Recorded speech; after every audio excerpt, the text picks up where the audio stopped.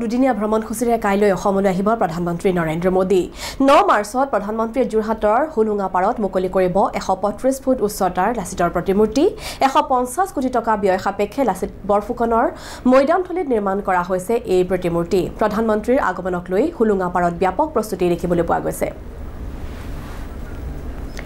অধিক জনাব এই সন্দৰ্ভত আমাৰ টিয়কৰ জ্যেষ্ঠ সাংবাদিক ভাস্কৰ জ্যোতি বৰাই 100 বছৰীয়া আহোমৰ গৌৰৱোজ্জ্বল ইতিহাস আৰু অসমবাসীৰ বহু প্ৰত্যাশাৰ অন্তত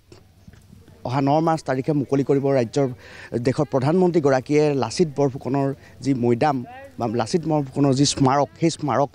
9 মাৰ্চ তাৰিখে মুকলি কৰিব মাজত মাত্ৰ এটা দিন ই প্ৰায় 150 কোটি টকা ব্যয় সাপেক্ষে লাচিত মৈদাম সাংস্কৃতিক প্ৰকল্পৰ কাম ইতিমধ্যে যিহেতু চলি আছে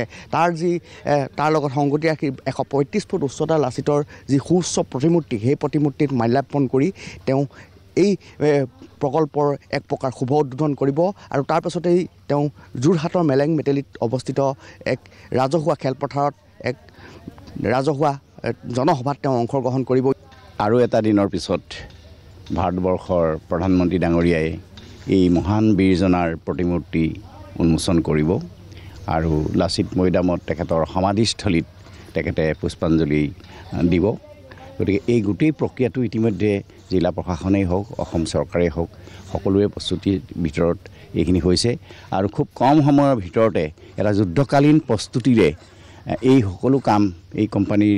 মানুহখিনিয়ে কৰি শেষ কৰিছে আৰু বাকী কামখিনি বাকী আছে কিন্তু প্ৰতিমূৰ্তি কামখিনি প্ৰায় সম্পূৰ্ণ হৈছে আমি বহুত অপেক্ষাৰে থকা এই লাচিত বৰফুকনৰ প্ৰতিমূৰ্তি আৰু এই গোটেই প্ৰকল্পটো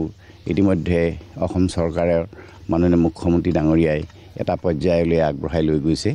আৰু আমি আশা ৰাখিছোঁ তেখেতৰ যিখিনি প্ৰচেষ্টা এই প্ৰচেষ্টাৰে আৰু হ'বলগীয়া যিমানখিনি কাম আছে এইখিনি নিশ্চয় সম্পূৰ্ণ হ'ব